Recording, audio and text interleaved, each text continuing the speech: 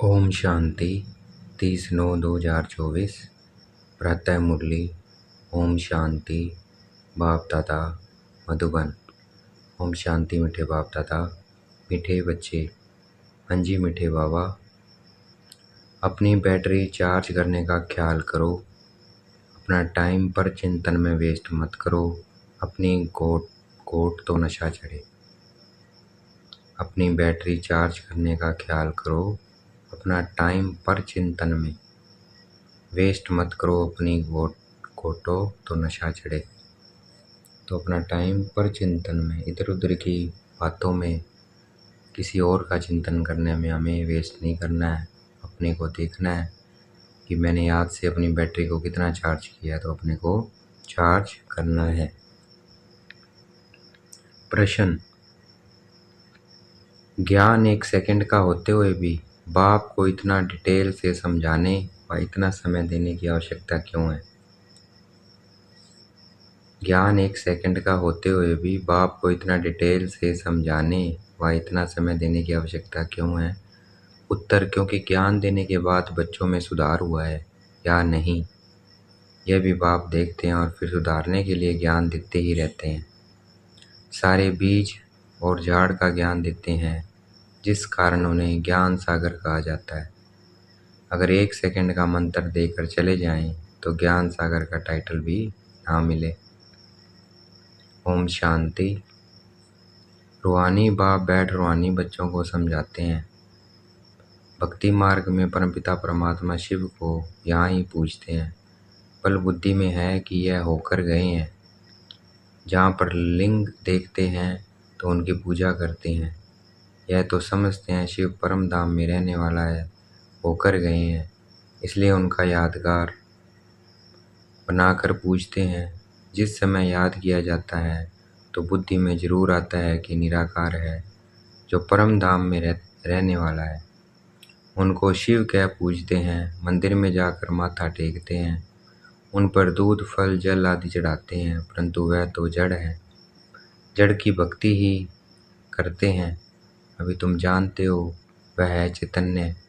उनका निवास स्थान परम धाम है। वह लोग जब पूजा करते हैं तो बुद्धि में रहता है कि परम धाम निवासी होकर गए हैं, तब यह चित्र बनाए गए हैं, इसकी पूजा की जाती है। वह चित्र कोई शिव नहीं है, उनकी प्रतिमा है, अर्थात उनका सिंबल है, एक चिन्ह है। वो कोई शिव नहीं है। वैसे ही देवताओं के भी पूजते हैं, जड़ चित्र है, उनके भी क्या है, जड़ चित्र है, चैतन्य नहीं है। परंतु वह चैतन्य जो थे वह कहाँ गए, यह नहीं समझते। जरूर पुनर्जन्म ले नीचे आए होंगे। अभी तुम बच्चों को ज्ञान मिल रहा है, समझते हो जो भी पूज्य देवता थे वह पुनर्जन्म लेते आए हैं। आत्मा वही है, आत्मा का नाम नहीं बदलता, बाकी शरीर का नाम बदलता है। आत्मा कोई ना कोई शरीर में है। पुनर्जन्म तो लेना ही है। तुम पूजते हो उनको जो पहले पहले शरीर वाले थे। सतयुग लक्ष्मी नारायण को पूजते हो। इस समय तुम्हारा ख्याल चलता है, जो नॉलेज भाव देते हैं तुम समझते हो। जिस चित्र की पूजा करते हैं वह पहले नंबर वाला है। यह लक्ष्मी नारायण चैतन्य थे, यहाँ ही भारत में थे, अभी नहीं है। मनुष्य यह नहीं समझते कि वह पुनर्जन्म लेते लेते भिन्न नाम रूप लेते 84 जन्मों का पाठ बजाते रहते हैं। यह किसी के ख्याल में भी नहीं आता है। सतयुग में थे तो जरूर, परंतु अब नहीं है, यह भी किसी को समझ नहीं आती है। अभी तुम जानते हो ड्रामा के प्लान अनुसार फिर चैतन्य में आएंगे जरूर। मनुष्यों की बुद्धि में यह ख्याल ही नहीं आता है। बाकी इतना जरूर समझते हैं कि यह थे, अब इनके जड़ चित्र हैं, परंतु वह चैतन्य कहाँ चले गए यह किसी की बुद्धि में नहीं आता है। मनुष्य तो 84 लाख पुनर्जन्म कह देते हैं। यह भी तुम बच्चों को मालूम पड़ा है कि 84 जन्म ही लेते हैं, न कि 84 लाख। अब रामचंद्र की पूजा करते हैं, उनको यह भी पता नहीं है कि राम कहाँ गया। तुम जानते हो कि श्री राम की आत्मा तो जरूर पुनर्जन्म लेती रहती होगी। यहाँ इम्तिहान में नापास होते हैं, परंतु कोई न कोई रूप में होगी तो जरूर ना उसकी आत्मा। इम्तिहान में ना पास हुई तभी तो रामचंद्र त्रेता में गई। यहाँ ही पुरुषार्थ करते रहते हैं, इतना नाम वाला है राम का तो जरूर आएंगे, उनको नॉलेज लेनी पड़ेगी। अभी कुछ मालूम नहीं पड़ता है तो उस बात को छोड़ देना पड़ता है। इन बातों में जाने से भी टाइम वेस्ट होता है, इससे तो क्यों न अपना टाइम सफल करें, अपने उन्नति के लिए बैटरी चार्ज करें। दूसरी बातों का चिंतन तो पर चिंतन हो गया, अभी तो अपना चिंतन करना है। हम बाप को याद करें, वह भी जरूर पढ़ते होंगे, अपनी बैटरी चार्ज करते होंगे, परंतु तुमको अपनी करनी है। कहा कहा जाता है अपनी घोटे तो नशा चढ़े। बाप ने कहा है जब तुम सतो प्रधान थे तो तुम्हारा बहुत उच्च पद था, अब फिर पुरुषार्थ करो, मुझे याद करो तो विक्रम विनाश हो। मंजिल है ना, यह चिंतन करते करते सतो प्रधान बनेंगे। नारायण का ही सिमरन करने से हम नारायण बनेंगे। अंत काल में जो नारायण सिमरे, तुमको बाप को याद करना है जिससे पाप कटे, फिर नारायण बने। या नर से नारायण बनने की हाईएस्ट युक्ति है। एक नारायण तो नहीं बनेंगे ना, यह तो सारी डिनाइस्टी बनती है। बाप हाईएस्ट पुरुषार्थ कराएंगे, यह है ही राजयोग की नॉलेज। सो भी पूरे विश्व का मालिक बनना है। जितना पुरुषार्थ करेंगे उतना जरूर फायदा है। एक तो अपने को आत्मा जरूर निश्चय करो। कोई कोई लिखते भी हैं ऐसे फलानी आत्मा आपको याद करती है। आत्मा शरीर के द्वारा लिखती है। आत्मा का कनेक्शन है शिव बाबा के साथ। मैं आत्मा फलाने शरीर के नाम रूप वाली हूँ, यह तो जरूर बताना पड़े ना, क्योंकि आत्मा के शरीर पर ही भिन्न भिन्न नाम पड़ते हैं। मैं आत्मा आपका बच्चा हूँ, मुझे आत्मा के शरीर का नाम फलाना है। आत्मा का नाम तो कभी बदलता नहीं है। मैं आत्मा फलाने शरीर वाली हूँ, शरीर का नाम तो जरूर चाहिए, नहीं तो कारोबार चल न सके। यहाँ बाप कहते हैं मैं भी इस ब्रह्मा के तन में आता हूँ टेम्परेरी। इनकी आत्मा को भी समझाते हैं मैं शरीर से तुमको पढ़ाने आया हूँ, यह मेरा शरीर नहीं है, मैंने इनमें प्रवेश किया है, फिर चले जाएंगे अपने धाम। मैं आया ही हूँ तुम बच्चों को यह मंत्र देने। ऐसे नहीं कि मंत्र देकर चला जाता हूँ, नहीं, बच्चों को देखना भी पड़ता है कि कहाँ तक सुधार हुआ है, फिर सुधारने की शिक्षा देते रहते हैं। सेकंड का ज्ञान देकर चले जाएं तो फिर ज्ञान का सागर भी ना कहा जाए। कितना समय हुआ तुमको समझाते ही रहते हैं, झाड़ की भक्ति मार्ग की सब बातें समझाने की डिटेल है। डिटेल में समझाते हैं, होलसेल माना मन मना भाव। परंतु ऐसा कह कर चले तो नहीं जाएंगे, फलाना भी पालना देख रेख भी करनी पड़े। कई बच्चे बाप को याद करते करते फिर गुम हो जाते हैं। फलानी आत्मा जिसका नाम फलाना था बहुत अच्छा पढ़ता था, स्मृति तो आएगी ना। पुराने पुराने बच्चे कितने अच्छे थे, उनको माया ने हप कर लिया। शुरू में कितने आए, फट से आकर बाप की गोद ली बट्टी बनी। इसमें सबने अपना लक भाग्य आजमाया, फिर लक आजमाते आजमाते माया ने एकदम उड़ा दिया। ठहर न सके, फिर 5000 वर्ष के बाद भी ऐसे ही होगा। कितने चले गए, आधा झाड़ तो जरूर गया, बल झाड़ वृद्धि को पाया, परंतु पुराने चले गए। समझ सकते हैं उनसे कुछ फिर आएंगे जरूर पढ़ने। स्मृति आएगी कि हम बाप से पढ़ते थे और सब अभी तक पढ़ते रहते हैं। हमने हार खा ली, फिर मैदान में आएंगे, बाबा आने देंगे, फिर भी बल आकर पुरुषार्थ करें, कुछ न कुछ अच्छा पद मिल जाएगा। बाप स्मृति दिलाते हैं, मीठे मीठे बच्चे माँ कम याद करो तो पाप कट जाएंगे। अब कैसे याद करते हो, क्या यह समझते हो कि बाबा परम धाम में है नहीं, बाबा तो यहाँ रथ में बैठे हैं। इस रथ का सबको मालूम पड़ता जाता है, यह है भाग्यशाली रथ, इनमें आया हुआ है। भक्ति मार्ग में थे तो उनको परम धाम में याद करते थे, परंतु यह नहीं जानते थे कि याद से क्या होगा। अभी तुम बच्चों को बाप खुद इस रथ में बैठ श्रीमत देते हैं, इसलिए तुम बच्चे समझते हो बाबा यहाँ इस मृत्यु लोक में पुरुषोत्तम संगम युग पर है। तुम जानते हो हमको ब्रह्मा को याद नहीं करना है। बाप कहते हैं हमें कम याद करो। मैं इस रथ में रहकर तुमको यह नॉलेज दे रहा हूँ, अपनी भी पहचान देता हूँ। मैं यहाँ हूँ। आगे तो तुम समझते थे परम धाम में रहने वाला है, होकर गया है, परंतु कब यह पता नहीं था। होकर तो सब गए हैं ना। जिनके भी चित्र हैं अभी वह कहाँ हैं यह किसी को पता नहीं है। जो जाते हैं वे फिर अपने समय पर आते हैं, भिन्न भिन्न पाठ बजाते रहते हैं।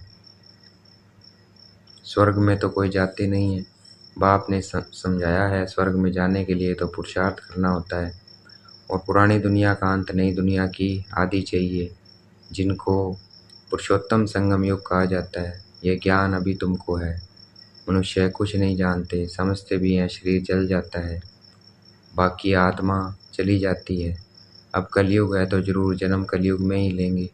सतयुग में थे तो जन्म भी सतयुग में लेते थे। यह भी जानते हो आत्माओं का सारा स्टॉक निराकारी दुनिया में होता है। यह तो बुद्धि में बैठा है ना, फिर वहाँ से आते हैं यहाँ शरीर धारण कर जीव आत्मा बन जाते हैं। सबको यहाँ आकर जीव आत्मा बनना है, फिर नंबरवार वापस जाना है। सबको तो नहीं ले जाएंगे, नहीं तो प्रलय हो जाए।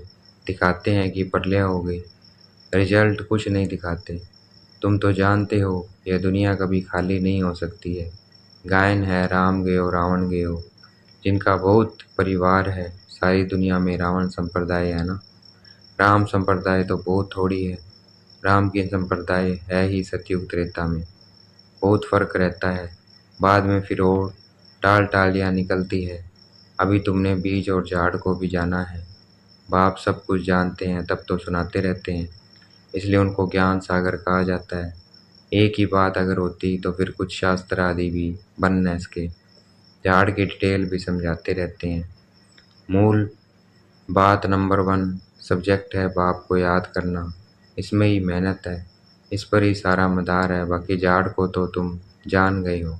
दुनिया में इन बातों को कोई भी नहीं जानते हैं।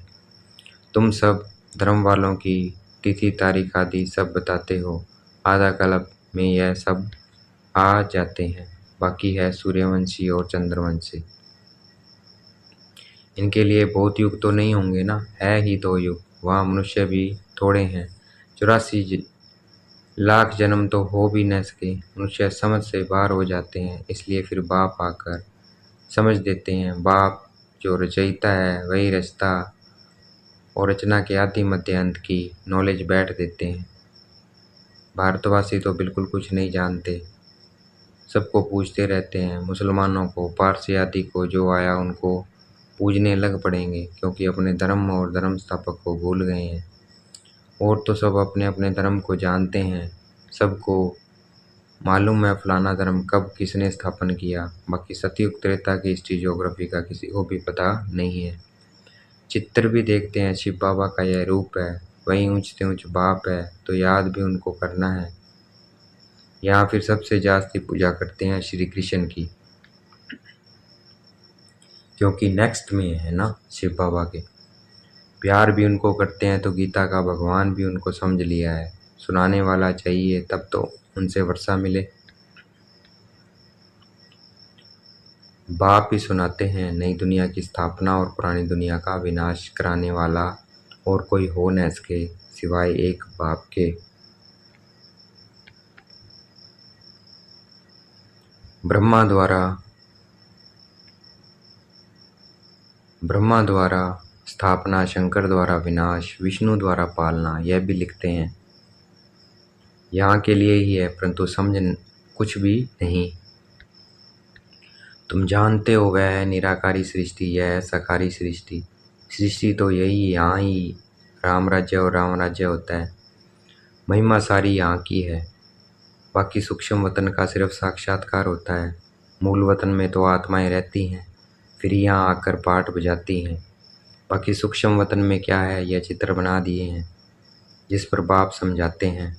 तुम बच्चों को ऐसा सूक्ष्म वतनवासी फरिश्ता बनना है। फरिश्ते हड्डी मांस बिगर होते हैं, कहते हैं ना। दधीचि ऋषि ने हड्डियां भी दे दी।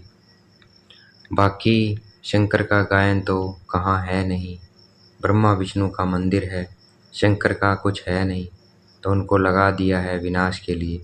बाकी ऐसे कोई आँख खोलने से विनाश करता नहीं है।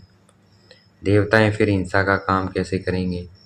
न वह करते हैं न शिव बाबा ऐसा डायरेक्शन देते हैं। डायरेक्शन देने वाले पर भी आ जाता है ना, कहने वाला ही फंस जाता है। वह तो शिव शंकर को ही इकट्ठा कह देते हैं। अब बाप भी कहते हैं मुझे याद करो, मामी कम याद करो। ऐसे तो नहीं कहते शिव शंकर को याद करो। पतित पावन एक को ही कहते हैं, भगवान अर्थ सहित बैठ समझाते हैं। यह कोई जानते नहीं है तो यह चित्र देख मूंझ पड़ते हैं, अर्थ तो जरूर बताना पड़े ना। समझने में टाइम लगता है, कोटों में कोई विरला निकलता है। मैं जो हूँ जैसा हूँ, कोटों में कोई मुझे पहचान सकते हैं। अच्छा, देखेंगे बाप दादा याद प्यार दे रहे हैं। मीठे मीठे सिकलते बच्चों प्रति माता पिता बाप दादा का याद प्यार और गुड मॉर्निंग। रूहानी बाप की रूहानी बच्चों को नमस्ते। हमें भी याद प्यार देना है। हम रूहानी बच्चों की रूहानी बाप दादा को दिलवा जान शिकवा प्रेम से बेहद का याद प्यार और नमस्ते। धारणा के लिए मुख्य सार, किसी भी बात की चिंतन में अपना समय नहीं गंवाना है, अपनी मस्ती में रहना है, स्वयं के प्रति चिंतन कर आत्मा को स्वतः प्रधान बनाना है। नर से नारायण बनने के लिए अंतकाल में एक बाप की ही याद रहे, इस हाईएस्ट युक्ति को सामने रखते हुए पुरुषार्थ करना है। मैं आत्मा हूँ, इस शरीर को भूल जाना है। देखेंगे बाप दादा ने मस्तक पे हाथ रखा हुआ वरदान दे रहे हैं। दाता की देन को स्मृति में रख, सर्व लगावों से मुक्त रहने वाले आकर्षण मूर्त भव। दाता की देन को स्मृति में रख, सर्व लगावों से मुक्त रहने वाले आकर्षण मूर्त भव। भगवान से हमें क्या मिला है वो हमेशा स्मृति में रहे और सब लगावों से मुक्त रहने वाले आकर्षण मुक्त भाव। हमें क्या प्राप्त हुआ परमात्मा से वो याद रखेंगे तो सब लगावों से मुक्त होंगे, मुक्त हो जाएंगे। व्याख्या वरदान की, कई बच्चे कहते हैं कि इनसे मेरा कोई लगाव नहीं है, परंतु इनका यह गुण बहुत अच्छा है या इनमें सेवा की विशेषता बहुत है। लेकिन किसी व्यक्ति या विशेष के तरफ बार बार संकल्प जाना भी आकर्षण है। किसी की भी विशेषता को देखते, गुणों को व सेवा को देखते दाता को नहीं भूलो। यह दाता की देन है। यह स्मृति लगाव से मुक्त आकर्षण मुक्त बना देती है। किसी पर भी प्रभावित नहीं होंगे। भाई किसकी देन है? ईश्वरीय देन है, तो हम प्रभाव नहीं होंगे, किसी के प्रभाव में नहीं आएंगे। आज का स्लोगन है, ऐसी रूहानी सोशल वर्कर बनो जो भटकती हुई आत्मा को ठिकाना दे दो, भगवान से मिला दो। तो ऐसे हमें रूहानी सोशल वर्कर बनना है। अच्छा, ओम शांति। शुक्रिया मेरे बाबा, शुक्रिया।